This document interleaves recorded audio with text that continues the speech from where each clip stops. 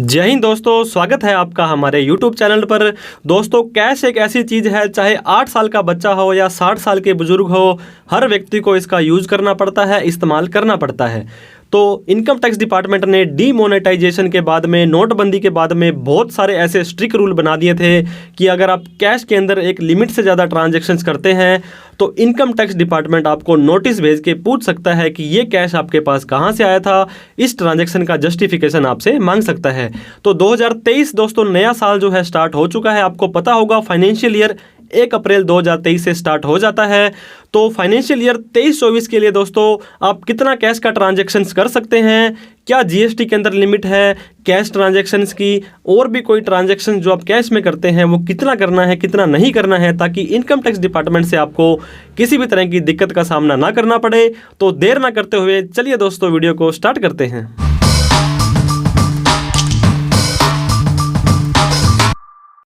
Cash deposit limit in 2023 दोस्तों, 1 अप्रैल 2023 से आपको पता होगा हमारा न्यू फाइनेंशियल ईयर स्टार्ट हो चुका है, जिसे कि फाइनेंशियल ईयर 23-24 फाइनेंशियल ईयर 23-24 बोलेंगे।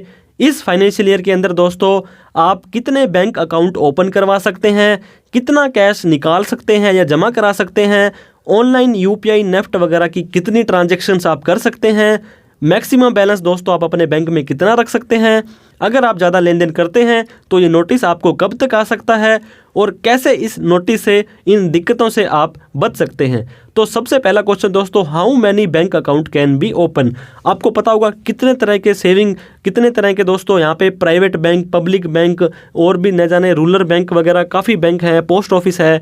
तो इनकम टैक्स डिपार्टमेंट में ऐसा कहीं भी नहीं लिखा है कि आप number of bank account open करा सकते हैं 1, 2, 3, 4, 5, जितना आपका मन करता है दोस्तों उतने बैंक अकाउंट आप, any number of account you can open. हालांकि दोस्तों हर बैंक के अंदर अपना अपना एक मिनिमम बैलेंस होता है, आपको रखना पड़ता है।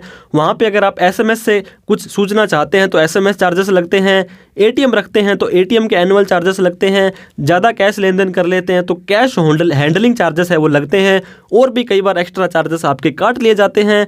तो जितने ज़्यादा बैंक होंगे दोस्तों उतने ज़्यादा आपको यहाँ पे ट्रांजैक्शंस के चार्जेस देने पड़ सकते हैं। तो कम से कम बैंक अकाउंट रखिए तो आपके लिए फ़ायदेमंद होगा। इसके बाद बात करते हैं दोस्तों कैश डिपॉजिट और कैश विड्रॉल 1/4/2023। दोस्तों ये जो भी लिमिट हम डिस्कस कर रहे हैं ये पूरे के पूरे फाइनेंशियल ईयर की होती है, जो कि 1 अप्रैल से स्टार्ट हो जाता है और 31 मार्च को ये साल खत्म होता है। A single transactions can be traced by income tax department. दोस्तों आजकल पैन कार्ड को आधार कार्ड से लिंक किया जा रहा है और हर बैंक में आपका पैन कार्ड या आधार कार्ड वहाँ पे दिया जाता है। तो आपको पता होगा एक भी ट्रांजैक्शंस है वो इनकम टैक्स डिपार्टमेंट चेक कर सकता है कि ये ट्रांजैक्शंस कहाँ से आ रही है। लेकिन इंडिया के अंदर 140 करोड़ की जनसंख्या है, हर व्यक्ति का बैंक में खाता है, तो इनकम टैक्स डिपार्टमेंट कम से कम एक खाता तो है ही है। हो सकता है कोई व्यक्ति 2, 4, 5 अकाउंट भी रखता है। तो इतने सारे अकाउंट रखने दोस्तों, उनका ट्रैक रखना संभव नहीं हो पाता है। इनकम टैक्स डिपार्टमेंट को पता होने के बावजूद भी इन ट्रांजैक्शनों पर वो कुछ ज़्यादा ध्यान नहीं देता है।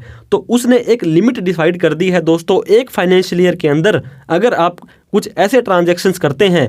अब कैश डिपॉजिट की हम बात करते हैं, कैश डिपॉजिट या कैश विड्रॉल है दोस्तों, इन दोनों में से कुछ भी आप अगर कर लेते हैं, जरूरी नहीं है कि आपने कैश निकाला या कैश जमा करा।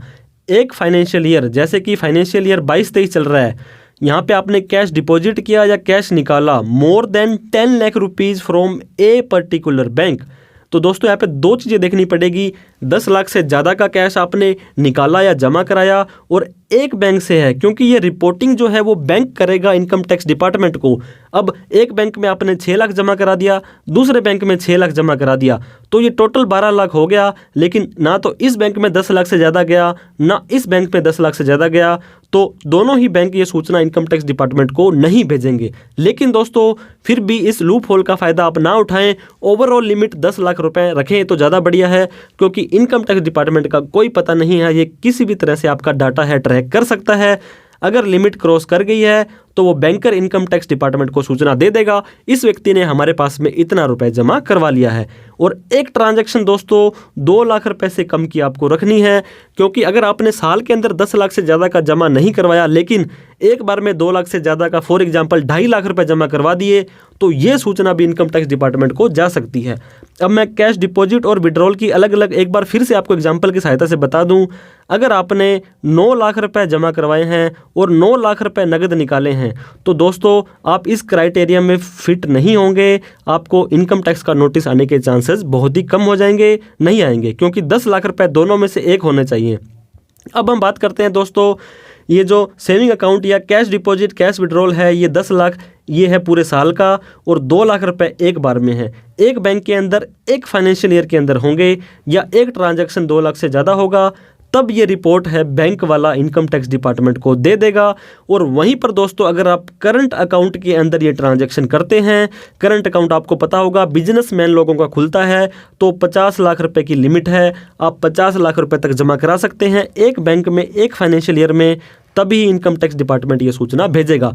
तो दोस्तों 50 लाख रुपए की लिमिट आपको मिल तो गई है, लेकिन इसका मतलब ये नहीं है कि अगर आपने 45 लाख रुपए भी जमा करा दिए कैश तो आप सेफ हैं, क्योंकि यहाँ पर अब जीएसटी का रोल भी आ जाता है। आपको पता होगा अगर आप 20 लाख से ज़्यादा की सर्विस देते हैं या 40 लाख से ज़्यादा की सेल करते हैं तो आपको जीएसटी नंबर लेना भी ज़रूरी हो जाएगा। आप ये नहीं कह सकते कि मैंने 45 लाख रुपए कैश जमा करा दिया है और मेरा जो है नोटिस नहीं आएगा। तो जीएसटी वाले बोलेंगे कि अगर आपकी सर्विस है तो 20 लाख से ज़्यादा पे आपको जीएसटी नंबर लेना था और सेल 40 लाख से ज़्यादा है तो आपको जीएसटी नंबर लेना था और उस पर जीएसटी आपको भरना था।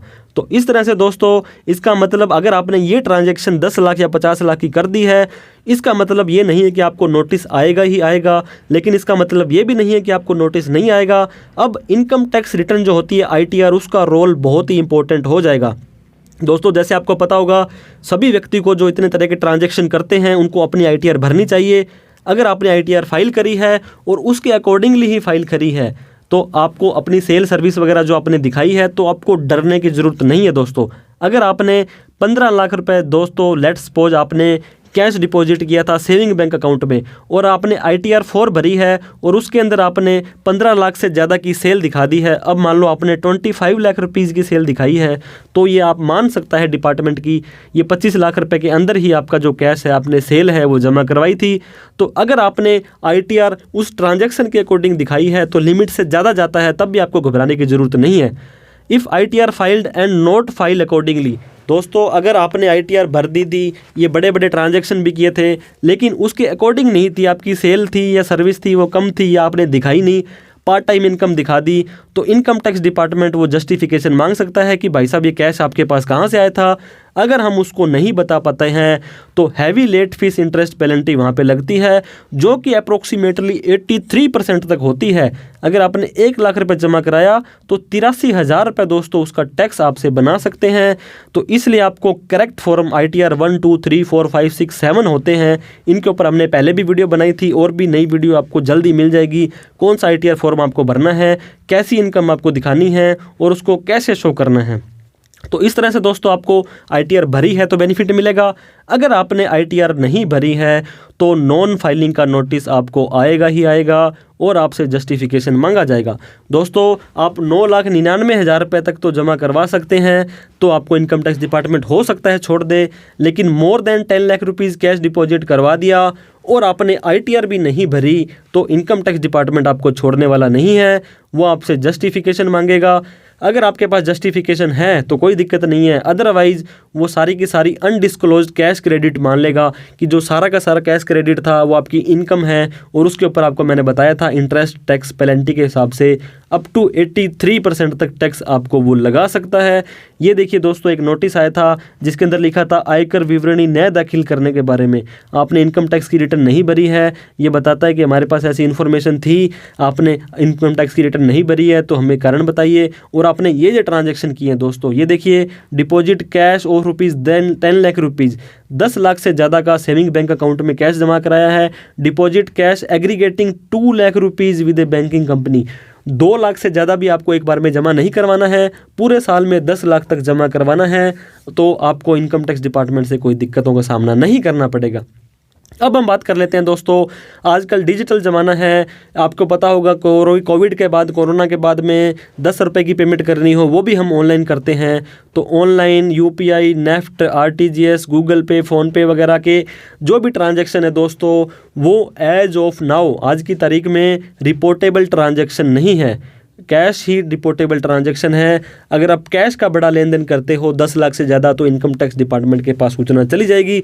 अगर यूपीआई से आपके खाते में 10 लाख या उससे ज़्यादा की अगर कैश क्रेडिट आ जाती है, क्योंकि कैश तो नहीं मानेंगे, इसे हम ऑनलाइन ट्रांसफ़र मानेंगे, तो दोस्तों ये आपका रिपोर्ट इनकम टैक्स डिपार्टमेंट को नहीं जाएगी। तो इसका मतलब ऑनलाइन, नेफ्ट, यूपीआई, भीम, जो भी ट्रांजैक्शन आप करेंगे, आरटीजीएस, नेफ्ट करेंगे, इंटरनेट बैंकिंग, वो इनकम टैक्स डिपार्टमेंट को रिपोर्ट नहीं जाएगी। लेकिन दोस्तों इसका मतलब ये नहीं है कि कितना भी लेन देन आप करें, जीएसटी की जो लिमिट है 20 लाख या 40 लाख रुपए, उसको भी आपको ध्यान देना है।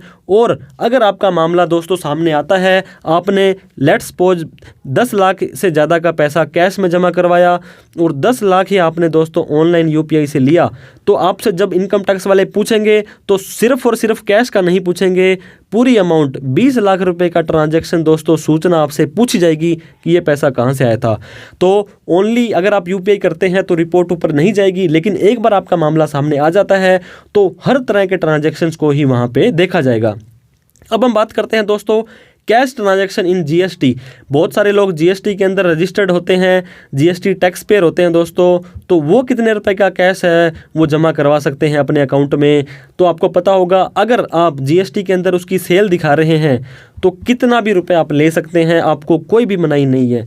लेकिन दोस्तों पर ट्रांजैक्शन आपको पता होगा एक रूल आया था नया, 2 लाख से ज़्यादा का आप किसी को सेल का बिल है वो नहीं काट सकते हैं।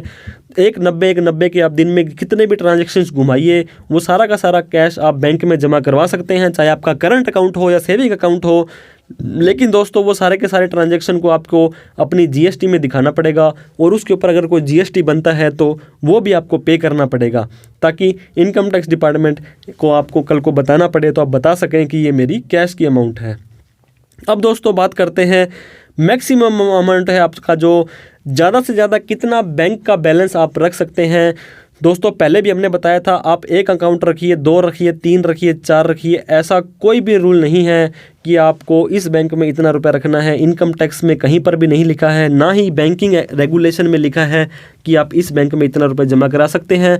लेकिन जितना भी रुपया आपने जमा कराया है वो आपकी ओवरऑल इनकम को जस्टिफाई करना चाहिए। अगर आप 4 साल से रिटर्न भर रहे हैं दोस्तों और 5-5 लाख रुपए इनकम दिखा रहे हैं, तो 20 लाख रुपए आपका हो गया आपकी इनकम। इसमें से एक व्यक्ति ने मान लो हर साल 4 लाख रुपए का खर्चा भी किया, तो 16 लाख रुपए अगर फॉर एग्जांपल हम बताएं तो 16 लाख रुपए तक वो व्यक्ति अपने खाते में रख सकता है। तो वो बता सकता है कि ये पैसा मेरा कहाँ से आया था, ये मेरी पुरानी कैपिटल थी।